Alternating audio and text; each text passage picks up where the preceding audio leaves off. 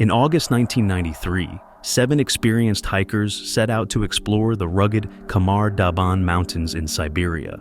Led by seasoned instructor Lyudmila Korovina, the group was prepared for a challenging trek.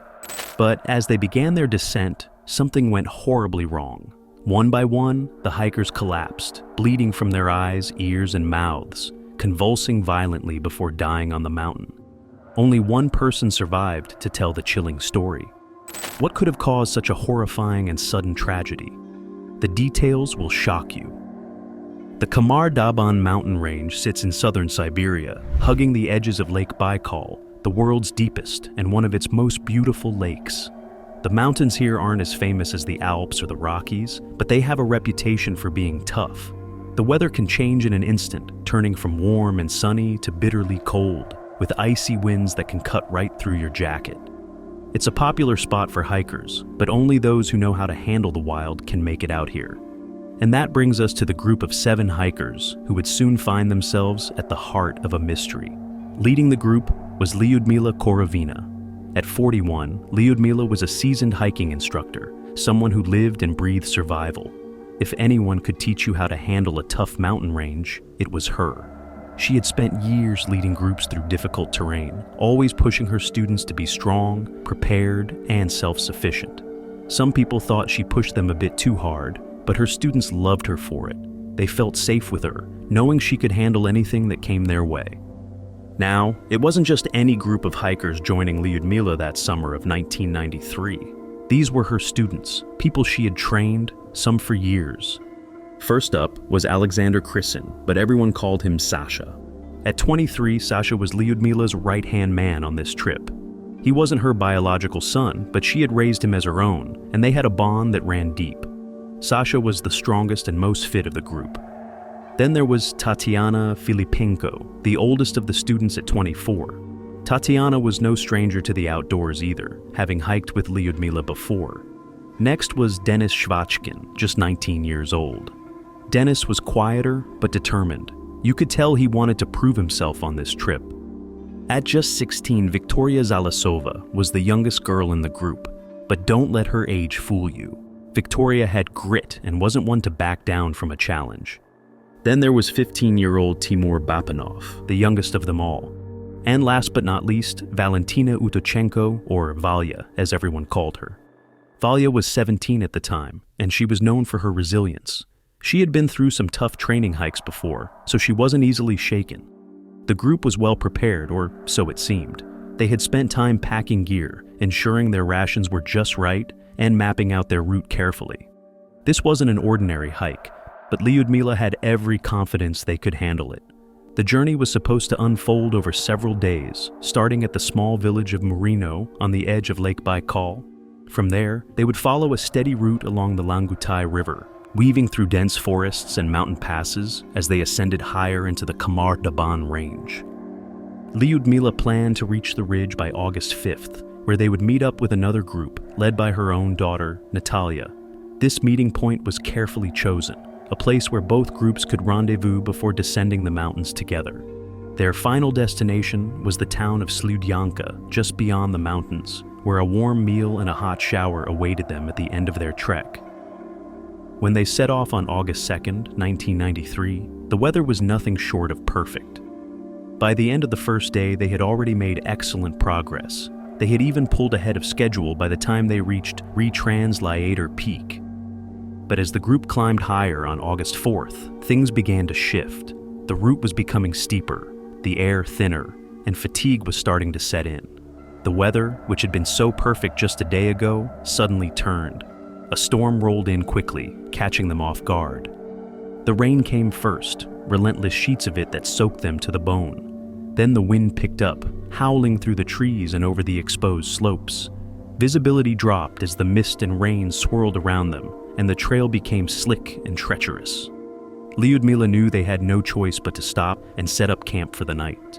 They were still on schedule, and although this stretch of the hike had been brutal, she was confident they could push through once the storm passed. The group struggled to build a fire.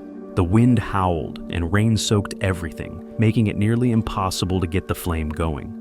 Despite their efforts, they ended up huddling in their tents with nothing but damp clothes and thin sleeping bags to keep warm. The morning of August 5th arrived, but things hadn't improved much. The storm had finally passed, but the damage had been done. Their gear was soaked, their clothes damp, and they had barely gotten any rest. They were only a day away from the ridge, where they would meet Natalia's group. But there was something else that morning, a strange tension in the air. It wasn't the kind of peace you feel in nature. It was a stillness that made the group uneasy. As they packed up their damp gear and began the descent towards the meeting point, the mood had changed. The excitement and high spirits from the first days of the hike were gone, replaced by a nervous energy. Something felt off, though none of them could put their finger on what it was. And this is where things get strange. Real strange. They packed up their soggy tents, strapped on their gear, and started the trek down the mountain. They hadn't gone far, maybe 15 minutes into the descent, when Sasha, who was at the back of the group, suddenly screamed. It wasn't a shout of surprise or pain. It was a scream filled with pure terror. The others stopped dead in their tracks and spun around to see what was happening. Sasha was clutching his head, his face twisted in agony. Lyudmila rushed over to him, the rest of the group following close behind. Sasha collapsed to the ground, convulsing violently, frothing at the mouth, blood now pouring from his nose and ears. His eyes darted wildly, filled with panic, but within moments, his body went completely still. Sasha was dead, just like that. Lyudmila knelt beside him, desperately trying to bring him back, shaking him, calling his name. But then, something terrifying happened.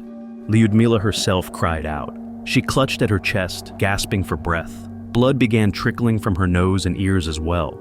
Her body started convulsing, and in a moment of horrible irony, she collapsed right on top of Sasha, her own student. Tatiana was the next to fall. She had reached Lyudmila first, trying to help, but now she was struggling to breathe, grabbing at her throat as if she were being choked by an invisible hand.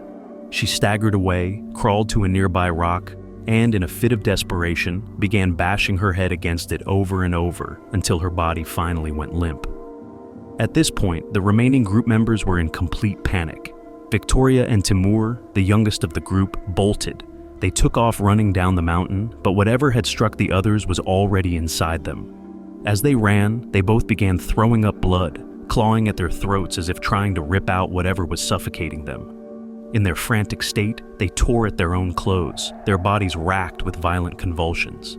Neither of them made it far before they collapsed, dead on the spot. That left only Valya and Denis. The two of them, gripped by fear, tried to flee together, desperate to escape whatever had just taken the lives of their friends. But not long after they started moving, Denis stumbled. His body began shaking uncontrollably, blood pouring from his nose, ears, and mouth, just like the others. He convulsed violently, collapsing to the ground, his eyes wide with terror. Denis was gone. Now, Valya was completely alone. Everyone around her was dead. Whatever had taken them could come for her at any moment. She had no choice but to keep moving, running as fast as she could down the mountain, hoping against hope that she could escape the unseen force that had claimed the lives of her friends. She had no real direction, just an overwhelming need to keep moving, to keep running from whatever had killed her friends. She survived on what little food she had left in her pack and drank from streams when she could. The whole time, she expected to meet the same fate as the others, to suddenly collapse, to feel the blood rushing from her body, and to die alone on the mountainside. But somehow, miraculously, she didn't. On August 9th, 4 days after the nightmare began, Valya stumbled out of the forest. Weak, covered in dirt, and still in shock, she found herself standing on the edge of a river. Across the water, a group of Ukrainian kayakers spotted her. They must have thought it was a hallucination at first. A girl, standing there, staring blankly at them, her clothes tattered, her face pale and gaunt, streaked with dried blood. The kayakers paddled over, calling out to her, but she didn't respond. She just stood there, silent, lost in her own world. It wasn't until they reached her, wrapping her in blankets and trying to comfort her, that she started to come back to reality. They asked her what had happened, but Valya couldn't find the words. She just shook her head, unable to make sense of it all. They took her to the nearest town, and that's when the authorities got involved. Valia was in no condition to talk at first. She was in shock, traumatized, and exhausted beyond belief. It took days before she could finally sit down and tell them what had happened on that mountain. Even then, her story seemed too unbelievable to be real. How could 6 healthy people, full of life and energy, suddenly die within minutes of each other, with no warning and no clear reason? As soon as the authorities realized what had happened, they launched a search operation to recover the bodies. Helicopters were sent up into the mountains, but it took them almost 2 weeks to find the exact location where the tragedy had unfolded. When they finally did, they were met with a gruesome scene. The bodies of the 6 hikers were scattered across the mountain, their faces twisted in agony, their clothes partially torn off, as if they had tried to rip them off in their final moments. Some of them were missing their eyes, which only added to the mystery. Now, this is where things take a weird turn. After Valia was rescued and the authorities found the bodies of her friends, you'd think there would be answers. But the truth is, we still don't have a clear answer. What we do have, though, are theories. Lots of theories, and each one seems more mysterious than the last. First, let's talk about the official investigation. After the search teams located the bodies, it took them a while to get the remains back down the mountain. When the autopsies were finally conducted, the official cause of death for most of the group was listed as hypothermia. It is something that happens when your body temperature drops too low and your organs start to shut down. When your body gets cold enough, you start to lose control. People will do crazy things like tear off their clothes, what's called paradoxical undressing, because the cold makes them feel like they're burning up inside. So, when the rescuers found some of the hikers partially undressed, this explanation seemed to make sense, at least on the surface. But let's be real here. Hypothermia alone doesn't explain everything. It doesn't explain the blood pouring from their eyes and ears, the convulsions, or the terror etched on their faces. And it definitely doesn't explain why Valia, who endured the same conditions as her friends, survived without so much as a scratch. So, of course, people started coming up with theories. One of the first ideas that gained traction was that the hikers had stumbled across some kind of military experiment. You know, secret Russian military stuff out in the mountains, far away from any prying eyes. This theory suggests that the group accidentally wandered into a test zone, maybe for nerve agents or some other kind of chemical weapon, and that's what killed them so suddenly. It would explain the bleeding, the convulsions, the way they died so quickly without any warning. And it's not as far-fetched as it sounds. The Soviet Union, and later Russia, was known for developing some pretty scary chemical weapons, including nerve agents like Novichok. These chemicals are insanely deadly and can cause symptoms like convulsions, frothing at the mouth, and massive internal bleeding, just like what Valia described. Some believe that the group may have accidentally ingested something toxic, either through contaminated water or from foraging in the wilderness. Lyudmila, after all, was an experienced forager, and she often taught her students how to gather food from the wild. It's possible they could have eaten something poisonous, like a toxic mushroom that caused their bodies to break down so violently. Some mushrooms can cause hallucinations, seizures, and even death, but the symptoms usually take longer to appear. And then there's the theory about contaminated water from nearby Lake Baikal. Lake Baikal is stunning, but it's also known to be a dumping ground for toxic waste. Some folks think that the hikers could have drunk water that was tainted with industrial chemicals, causing a kind of mass poisoning. But, again, there's no real evidence to back this up. Toxicology reports on the bodies didn't reveal anything conclusive, and the idea remains just that, a theory. One of the more out-there ideas involves something called infrasound. Infrasound is a type of low-frequency sound wave that can't be heard by humans, but can have strange effects on our bodies.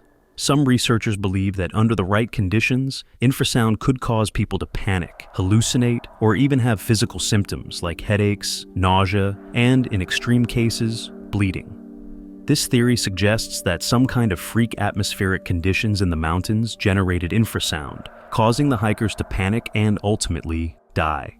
It's a wild idea, but there's a small group of people who believe it could explain what happened. As the sole survivor of such a horrific event, Valia's account of what happened to her group on that mountain was the only insight the world had into the tragedy. But as time went on, some began to question the reliability of her story. Eyewitness accounts are notoriously tricky, especially when trauma is involved. Valia, having lived through an unimaginable nightmare, could have unintentionally misremembered or even exaggerated certain details. As mentioned, the official autopsy reports pointed to hypothermia as the cause of death for most of the hikers, a conclusion that didn't entirely align with Valia's account of their gruesome and sudden demise. While this theory makes sense scientifically, it didn't align with the more extreme symptoms Valia recalled: convulsions, foaming at the mouth, and bleeding. Additionally, over the years, conspiracy theories have sprung up around the incident. Some speculated that Valia had been silenced, possibly because the group had stumbled upon a military test site, leading to their deaths. Valia, however, has kept a relatively low profile in the years since the incident, only occasionally speaking out. In a rare 2018 interview, she defended Lyudmila Korovina's leadership, dismissing claims that the group was ill-prepared, and maintained that the deaths were caused by something like pulmonary edema, a sudden fluid buildup in the lungs, a theory that didn't convince everyone. So, what do you think? Was it some kind of freak natural disaster? A secret military experiment gone wrong? Or maybe something even stranger? Something we can't fully explain,